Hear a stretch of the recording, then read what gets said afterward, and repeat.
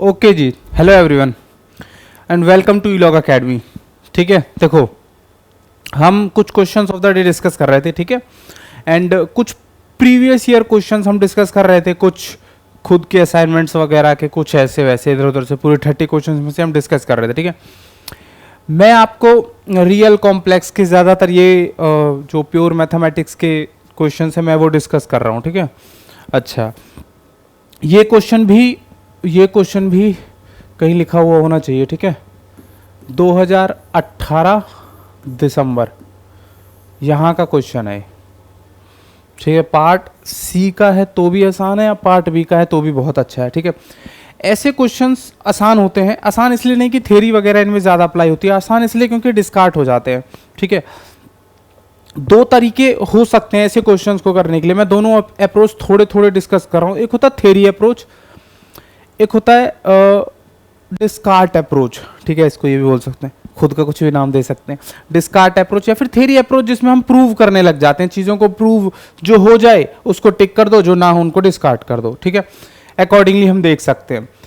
ठीक है, तो मैं अगर दो मेथड्स की बात करूं ना, अगर मैं मेथड 1 की बात करूं, मैं इस तरह के क्वेश्चंस को डिस्कस करने के, तो हम कुछ प्रूफ करने के लिए हमें साफ साफ दिख रहा है। ये एक तो ये उसने क्या दे रखा है, पहले ये देख लो, कहता है H denote the upper half plane. ठीक है, देख लिया, एच ये रहा अपर हाफ प्लेन। जब बोल ही रहा है तो हम पहले उसको ड्रॉ कर सकते हैं ना। अपर हाफ प्लेन कौन सा होता है, ये वाला। ठीक है, चीज इसको पढ़ा ऐसे जाएगा, H equal to X Q, Z नहीं लिखना चाहिए था यहाँ, X plus iota Y, Y greater than zero. ठीक है, अपर हाफ प्लेन की बात करा ना, वाई ग्रेटर देन जीरो, वो ना भी लिखता तो हम इससे समझते फिर कि वाई ग्रेटर देन जीरो है। For Z belongs to H, मतलब कोई भी कॉम्प्लेक्स नंबर है जो इस अपर हाफ प्लेन में है। ठीक है, कोई भी ऐसा कॉम्प्लेक्स नंबर है जो इस अपर हाफ प्लेन से लिया जा रहा है, कोई भी पॉइंट होगा ना, कोई भी जेड आप चूज करोगे वो इससे चूज करोगे। ठीक है, which of the following are true, इसमें से पूछ रहा है कौन सा या कौन से ऑप्शंस ट्रू हो सकते हैं। ठीक है, अब देखो मेथड 1 अगर मैं प्रूफ की बात करूं तो हमें ऑप्शन से साफ साफ दिख रहा है, एटलीस्ट ये ऑप्शंस हिंट होते हैं कि हमें किसके लिए सोचना चाहिए। ठीक है, तो हमें पता चल रहा है यहां से भी और यहां से भी कि ये बाइलिनियर ट्रांसफॉर्मेशन में आ गया, बाइलिनियर ट्रांसफॉर्मेशन की बात कर रहा है। ठीक है, बाइलिनियर ट्रांसफॉर्मेशन ये सबको पता रहनी चाहिए, ना भी पता हो तब भी पता रहनी चाहिए, एग्जाम में इंपॉर्टेंट होती है। एटलीस्ट जेआरएफ के एग्जाम में तो 3 ट्रांसफॉर्मेशन होती हैं, वो एटलीस्ट रट के जानी होती हैं एग्जाम में, जहां से क्वेश्चन उठते हैं ज्यादा। ठीक है, तो A Z plus B upon C Z plus D, game क्या है, इधर से पहले ए बी सी डी की वैल्यू निकाल लो, ए बी सी डी की, फिर A D minus B C, देख लो क्या आ रहा है। अगर A D minus B C greater than zero आएगा तो ये जो ट्रांसफॉर्मेशन है ये अपर हाफ प्लेन को अपर हाफ प्लेन पर भेजेगी। ठीक है, और अगर A D minus B C less than zero हुआ तो अपर हाफ प्लेन को लोअर हाफ प्लेन पर भेजेगी।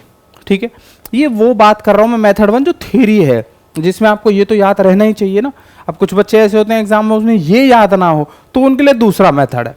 ठीक है, अभी हम इसकी बात कर रहे हैं। ठीक है, मैं अब इस थ्योरी के बिहाफ पर इन ऑप्शन से इन क्वेश्चंस पर आ रहा हूं। ठीक है, जैसे मुझे नहीं पता है पार्ट बी का है पार्ट सी का है, लेकिन अगर हम ये मान लें कि ए Z plus B upon C Z plus D के हिसाब से मैं इधर से शुरू कर रहा हूं। ठीक है, ए की वैल्यू 1,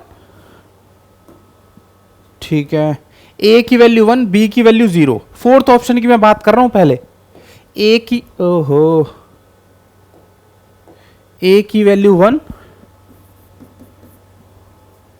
येलो कर लें थोड़ा सा, येलो डर्टी फैलो। ए की वैल्यू 1, बी की वैल्यू 0, सी की वैल्यू 2, डी की वैल्यू क्या थी 1 थी शायद। A D minus B C, तो ये 1 आ गया, A D minus B C 1 आ गया, विच इज ग्रेटर देन 0। ठीक है, इसका मतलब अपर हाफ प्लेन को ये अपर हाफ प्लेन पर सेंड करेगी, तो यही ट्रू है इसका मतलब, ये ट्रू हो गया ऑप्शन डी ही। वो पूछ रहा है for Z belongs to upper half which of the following are true, और दिस बिलोंग्स टू एच, इसका मतलब अपर हाफ में जाएगी। ठीक है, समझ रहे हो बात या नहीं समझ रहे? इसका मतलब ऑप्शन डी ट्रू है, पहली चीज। दूसरी चीज देखते हैं, minus Z upon Z plus one, minus Z upon Z plus one.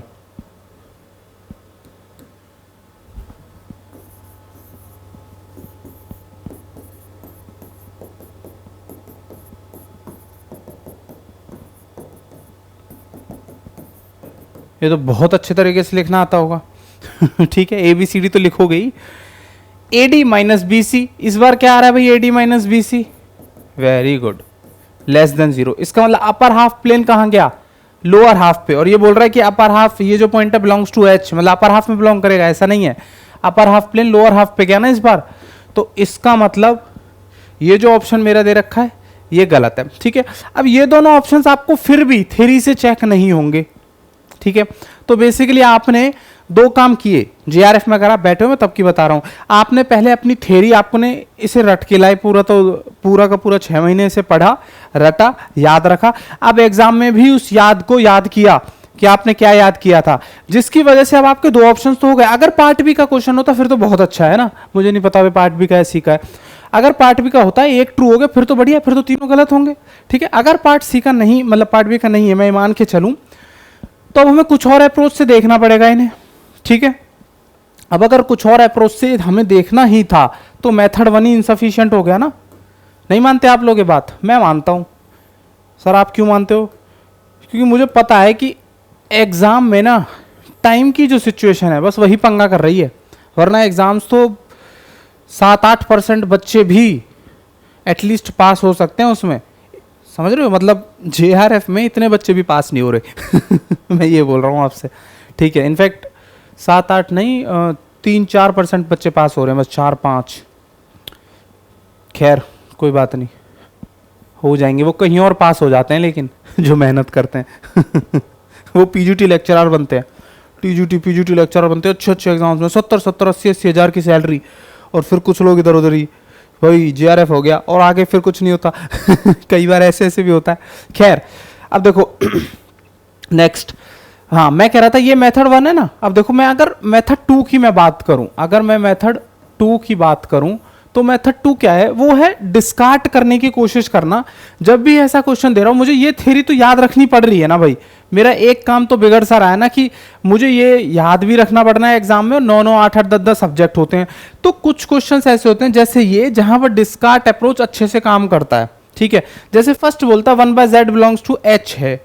अब अगर 1/z बिलोंग्स टू h है तो मैं ऐसे कर सकता हूं ना, वो बोल रहा था कि z h से ले लेना आप, और उसके लिए कह रहा है कि 1/z h में जा रहा है। z belongs to h, h का मतलब अपर हाफ था। अपर हाफ मतलब ये वाला मैं कोई पॉइंट उठा सकता हूं या कोई भी उठा सकता हूं यहां से। तो मैंने अभी इसमें z इक्वल टू आयोटा उठा लिया, तो मैंने जब 1/आयोटा किया तो वो माइनस आयोटा हो गया, iota upon iota, iota upon iota square, iota upon -1 मतलब माइनस आयोटा, माइनस आयोटा यहां आ गया। तो 1/आयोटा की बात कर रहा था ना मैं, this does not belongs to h आ गया। नहीं समझे? 1z इक्वल टू मैंने आयोटा डाला, क्वेश्चन मेरा कह रहा है कि अगर आप z इक्वल टू आयोटा कोई भी पॉइंट डालते हो अपर हाफ प्लेन से, तो वो आपका अपर हाफ में आना चाहिए था इस फंक्शन के हिसाब से 1/z में। अब मैंने जब z इक्वल टू आयोटा डाला, अपर पॉइंट डाला, तो 1/आयोटा, आयोटा अपॉन आयोटा, तो ये माइनस आयोटा आया और माइनस आयोटा यहां है। समझ रहे हो? तो ये तो लोअर हाफ में आ गया, अपर हाफ में आना चाहिए था। इसका मतलब फर्स्ट ऑप्शन तो गलत हो गया। सेकंड ऑप्शन भी ऐसे डिस्कार्ड करेंगे। मैंने 1/आयोटा से भी ट्राई किया था, आप भी कर लो। करना क्या है, 1/आयोटा स्क्वायर रखेंगे, -1, लेकिन वो हमारा हेल्प नहीं कर रहा, सपोर्ट नहीं कर रहा हमें, तो हम कोई और पॉइंट मान सकते हैं। क्योंकि देखो मैं जो मेथड अब जो बोल रहा हूं ना, अब ऐसा लगेगा सर इसमें शायद ज्यादा टाइम लग रहा है, नहीं, उल्टा होता है। एग्जाम में ये मेथड काम आता है रेदर देन दिस। ये तो फिर भी इजी सी चीज है, क्योंकि आप यही क्वेश्चन पढ़ के और यही चीज, अब तो ऐसा लगेगा अरे ये तो याद हो गया। जब पूरा कॉम्प्लेक्स पढ़ोगे तब बताना, पूरा कॉम्प्लेक्स पढ़ के याद हो जाएगा तो फिर पूरा रियल पढ़ लेना, कॉम्प्लेक्स पढ़ना फिर बताना। लेकिन अगर पूरा रियल और कॉम्प्लेक्स से भी हो जाए तो लीनियर भी पढ़ना, मॉडर्न भी पढ़ना, पूरी की पूरी, फिर ओडी पीडी आईसीओ भी पढ़ना, और एनए मीट्रिक टोपोलॉजी भी पढ़ने के बाद फंक्शनल एनालिसिस भी पढ़ लेना। ठीक है, क्योंकि फिर अलजेब्राइक कोडिंग थ्योरी होती है।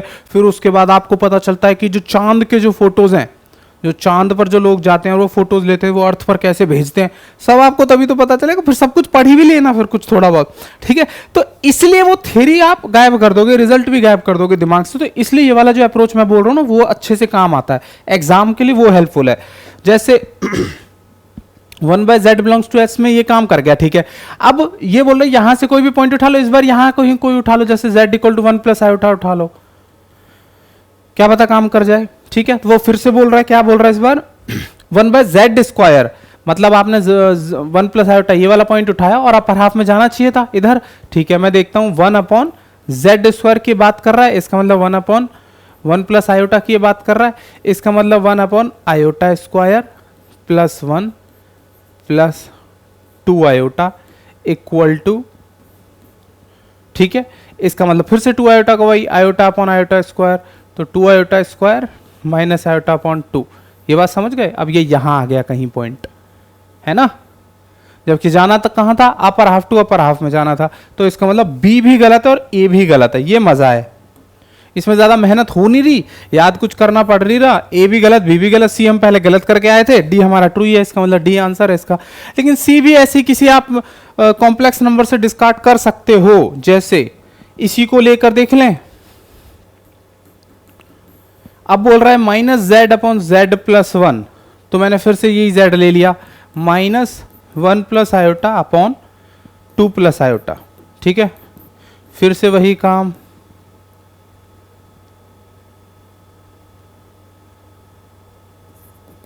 ठीक है, ठीक है ना। इस मेथड को यहाँ पर ना कॉम्प्लेक्स एनालिसिस में रेशनलाइजेशन मेथड नहीं बोलते हैं, क्योंकि यहाँ पर हम रेशनल नंबर्स की बात नहीं कर रहे हैं, यहाँ पर इमेजिनरी नंबर्स हैं, तो कुछ ऐसा ही नेम होता है इसका, मैं भूल रहा हूँ फिर से। यहाँ पर रेशनलाइजेशन नहीं बोलते, बस ऐसे इतना ध्यान आ रहा है मेरे को भी, ठीक है। माइनस को वहाँ ले जाओ तो ये आ गया आयोटा प्लस 1 अपॉन में आयोटा माइनस 2 अपॉन में 2 प्लस आयोटा 2 माइनस आयोटा, मतलब A plus B square minus, मतलब ये आ गया 5, ठीक है। A plus B minus B 2 to the 4 minus iota square minus minus plus 1 5, ठीक है। शिट, अब मुझे मल्टीप्लाई करना पड़ेगा, iota iota iota square iota into minus 2 iota plus 1 into iota plus iota 1 into minus 2 upon में 5, iota square आ गया -1 और -2 -3 minus iota upon में 5, समझ गए। -3 अपॉन आयोटा 5 और माइनस आयोटा अपॉन 5, ये वाला कॉम्प्लेक्स नंबर कहाँ आएगा, x की वैल्यू -3/5 यहाँ कहीं और y की वैल्यू -1/5, ठीक है। यहाँ कहीं हम बोल देते हैं, ये भी लोअर हाफ में चला गया, जबकि जाना कहाँ था, upper half to upper half में। इसका मतलब ऑप्शन थर्ड भी मेरा पक्का गलत है, समझ रहे हो, ये भी गलत, ये भी गलत, ये भी गलत। और इसके लिए मेरे को कोई थ्योरी वगैरह पढ़ने की भी जरूरत नहीं पड़ी। ऑफ कोर्स आई नो कि सर सारे क्वेश्चन थोड़े होते हैं इससे, बिल्कुल सही बात, लेकिन जितने होते हैं उतने बतेरे हैं, क्योंकि उन क्वेश्चंस को जल्दी से अगर हम कर दें तो हम वो जो अच्छे क्वेश्चंस हैं ना, जो ज़्यादा टाइम ले रहे हैं, हम उन पर अपना टाइम दे सकते हैं, क्योंकि हमने ऐसे क्वेश्चंस को तो जल्दी कर दिया ना एटलीस्ट, ठीक है। बस यही था goal. Thank you for watching.